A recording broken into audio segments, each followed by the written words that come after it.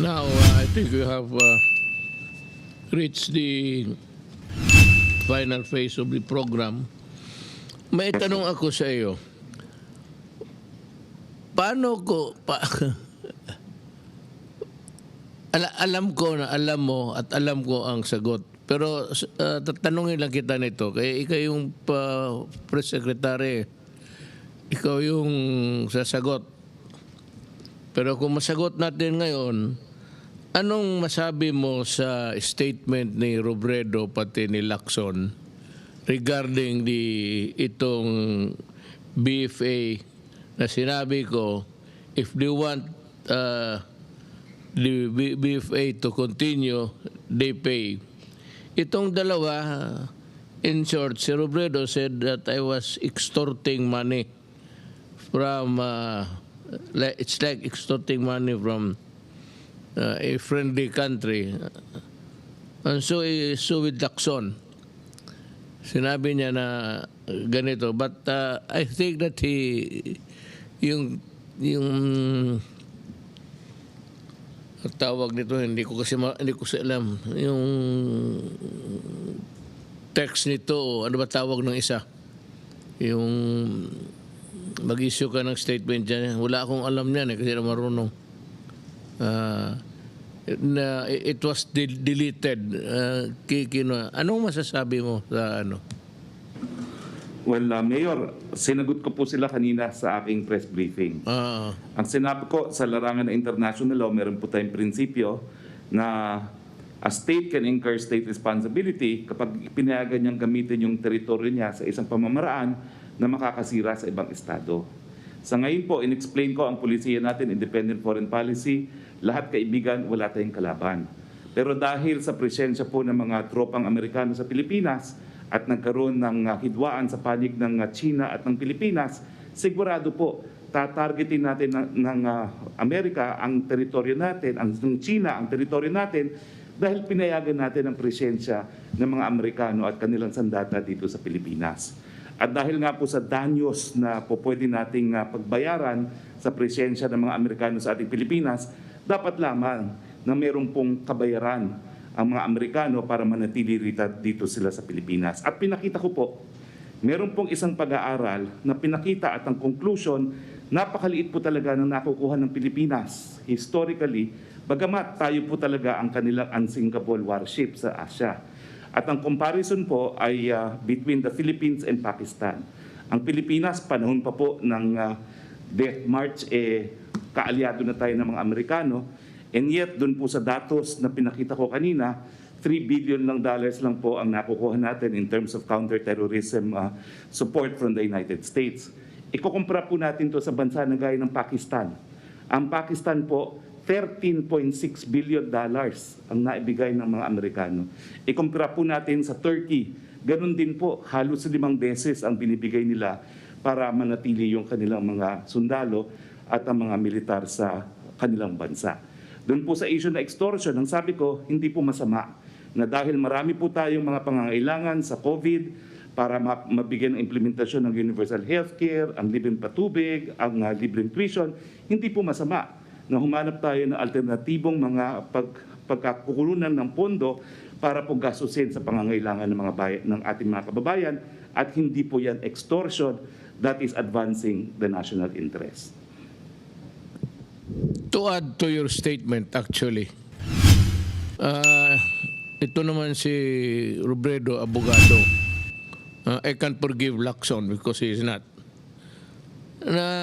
They should look at the Constitution.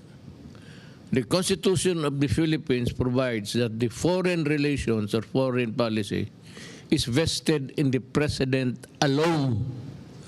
Siya yung kaisa-isang,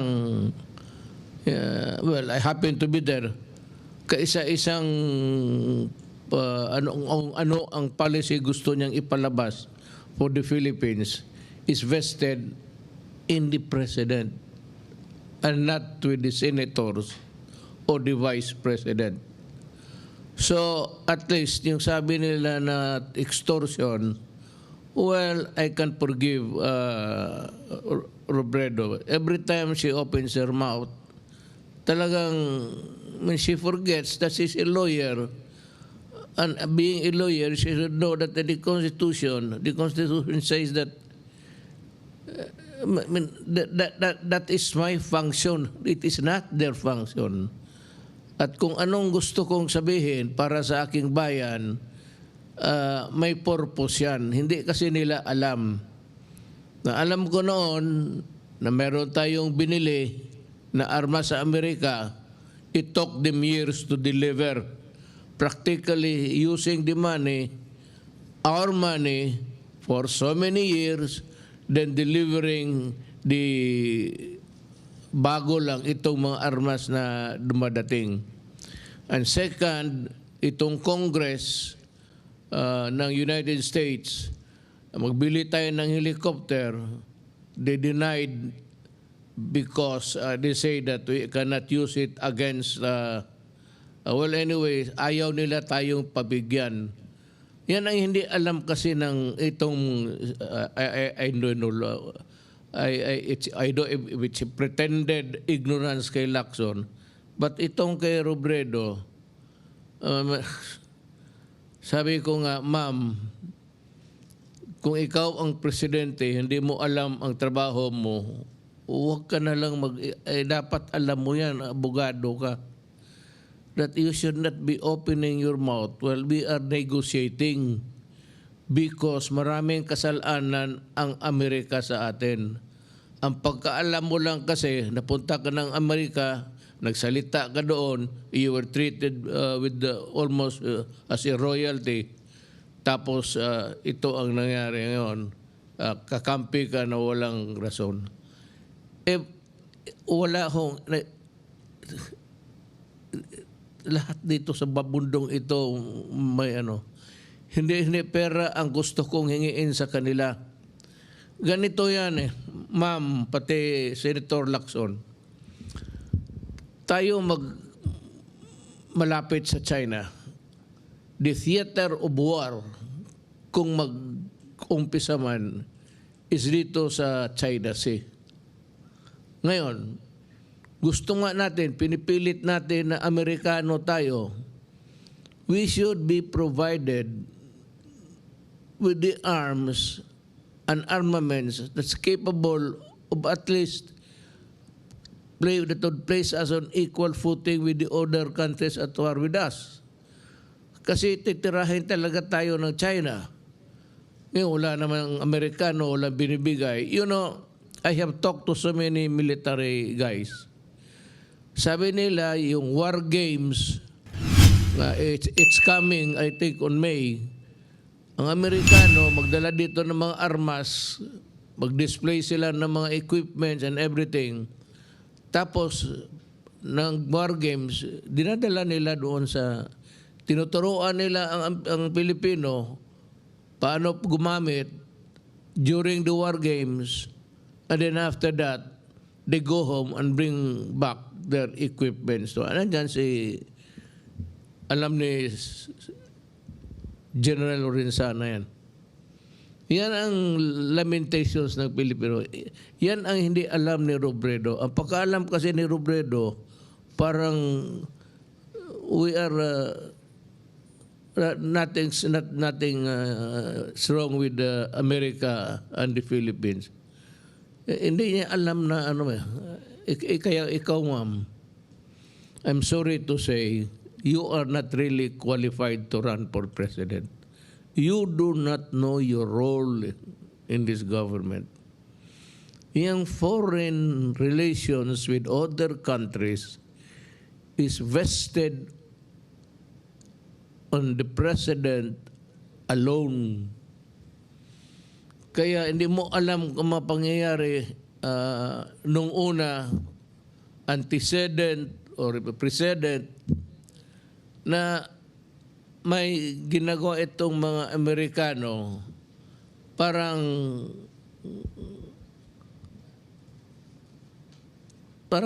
tingin natin, outpost Ma'am, alam mo ba, ma'am, as a president, do you know that there are so many depots, the oil depots? maraming mga armas dito na nakalagay sa Pilipinas ang Amerika. And do you know that they are slowly converting Subic into an American base? Yan ang hindi mo alam at hindi, wala ka sigurong alam. Kaya huwag kang mag-alam, huwag kang magsalita. These are the things that are known to us because I have the reports and I have also the assessments given to me by the Armed Forces of the Philippines. At sinasabi nila kung ano talaga, what's the deal? Anong binigay ng Amerikano? Gawain lang tayong outpost, tapos mag-pro-American ka. Pagputok, ang unang siguro, tanungin kita, kung magsagot ka ngayon, ang unang matamaan kung magkagera ang Amerikano pati Philippines? Alam mo? Kung hindi mo alam, sabihin ko sa iyo, the meltdown will start in Palawan. It's the province that's facing the Spratly and everything there. Kaya hindi mo lang alam, in a worst case scenario, kung may isang gago dyan na magpaputok ng isang rocket, gulo na yan. And the Philippines invariably would be drawn into the vortex of a conflict that is called war. Ngayon, ang mga stations ng Amerikano, tinanggal nga natin yung basis agreement. I would like to read sa Necrological Services ni Siga. Statement niya why he voted to oust America from the bases. Dapat ito, Bicolano yun si Siga eh.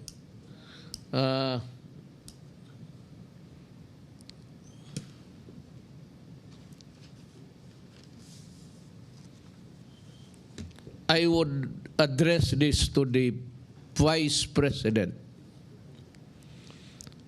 Excerpt from the speech of the late Senator Vic Ziga during the Senate voting on the U.S. Bases Treaty on September 16, 1991.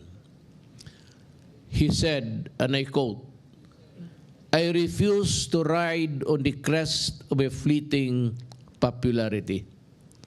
I refuse to be deceived by fancy rhetoric and cheap propaganda.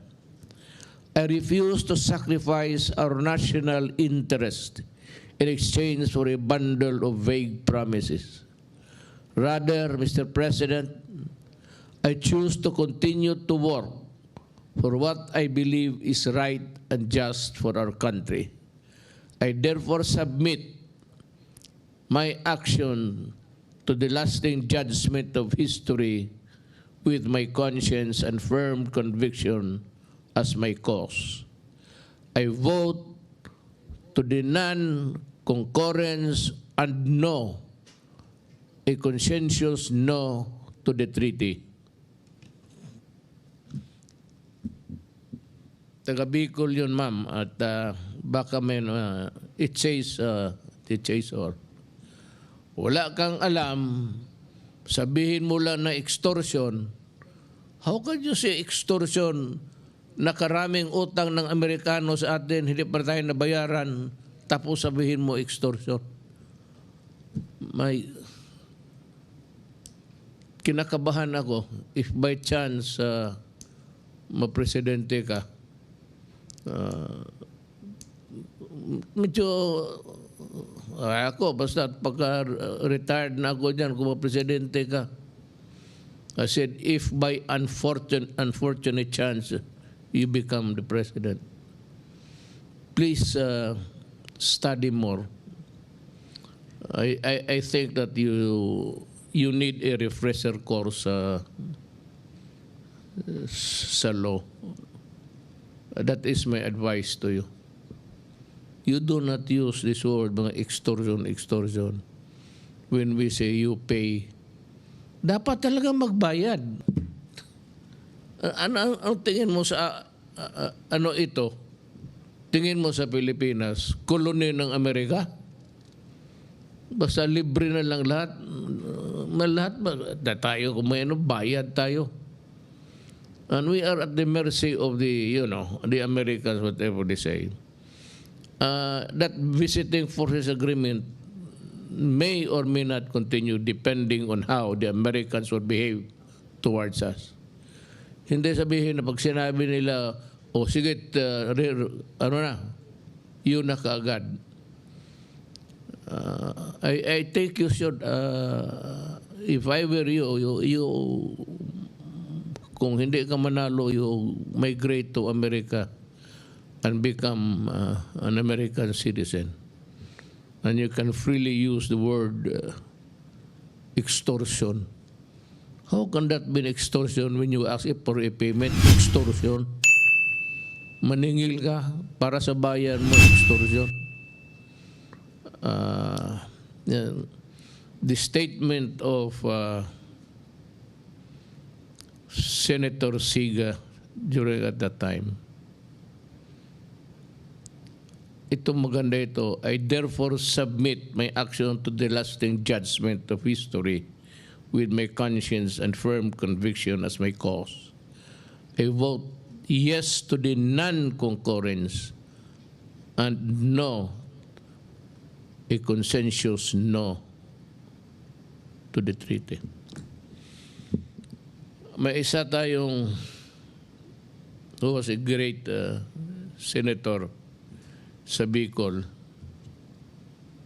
Mabutit na lang. Ewan ko. Pero yun na lang po. Salamat sa iyo. Ito naman kay LACSON. Nag-ano siya, anong tawag dito? Twitter. Hindi ka magamit ang akin. Kayo Nokia pa rin eh. Twitter. May sinabi rin siya na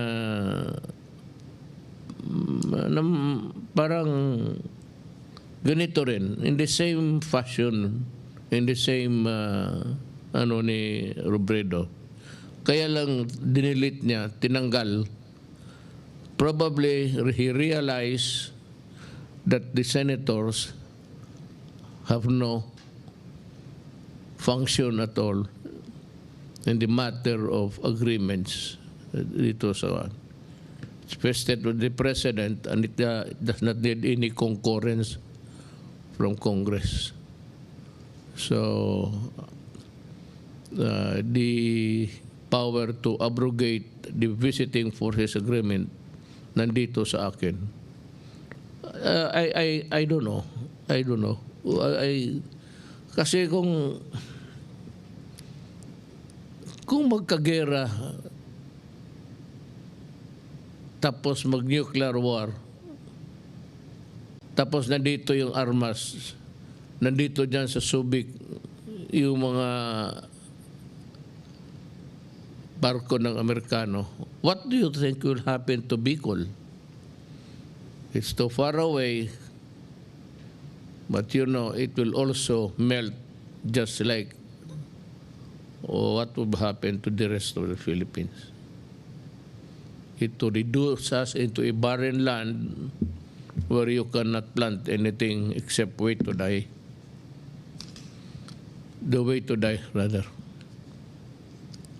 Alam na, siguro si LACSON na alam niya na tinanggal niya.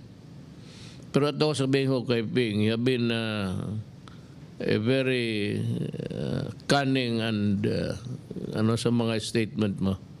Yung pa-slide mo sa mga sabihin ko sa iyo, and so many other things in the past where you were wrong, bihin ko sa iyo na you have nothing to do with this. I may accept your comments, but please use it in a way total hindi naman ito use your use a language that will promote your person, a human being. Hindi yung basta-basta ka na lang mag-post-post dyan tapos without really finding out whether you are a part of it or not. Telling you, you are not. So next time, consult a lawyer in your office. And to the Filipino people, maraming salamat po.